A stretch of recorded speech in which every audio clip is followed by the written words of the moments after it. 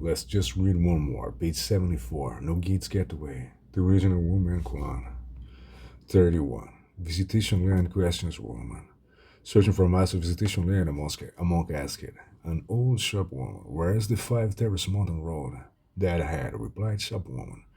The monk starts walking, but after a few steps, the old woman called out, A grand teaching monk, and still you keep setting out like that? Later on, other monk told the visitation land about the encounter, and Land said, Just wait, I will go question her for you. Next morning, Len set out when he found the woman in her shop. He asked the same question. The woman gave the same answer. Len returned home. When the sun assembled, he said, That five terrace mountain woman, I questioned her to the very heart of it all for you. Questioned her until there was nothing left to reveal. That old woman, all she could do is sit there in her shop tent keeping accounts and accusing cheats.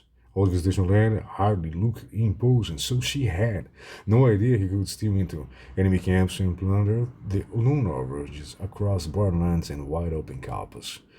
Still, all things considered, it's clear they're blame enough for them both. Right now, speak up, tell me.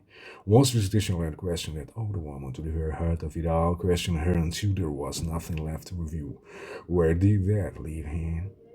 The questions are identical, and her answers both alike, but there's sand in the rice and thorns brist on the mud. Someone outside asked the Buddha. Someone outside asked Buddha, wait, Sangha asked the Buddha one. I'm not asking about the presence and what can be said. I'm not asking about absence, what can be said. The word winner on one just sat there still. Word on the one, the outside said in praise and admiration, vast in compassion, vast in sympathy. You opened the clouds for my delusion, showing me how to enter inside the Buddha's way itself. And then he bowed reverently and left. Deep with inquiry, Ananda asked Buddha, what did the outsider experience? What did he realize that made him grow so reverent in praise and admiration and then leave? He's like a word of renewed horse, replied the old wanderer one. If it glimpses even the shadows of a weep, it's off and running. No gates comment. Ananda was Buddha's disciple, but he had nothing like the outsiders inside. Right now, speak up, tell me, disciples of Buddha and outsider, how much the difference is there. Walk a sword's blade edge, wander a nice blade's edge, stick it on a cliff wall, without stairs or ladders, just let go. Not mine, not Buddha. 33. A monk asked the patriarch sitting horse way entire.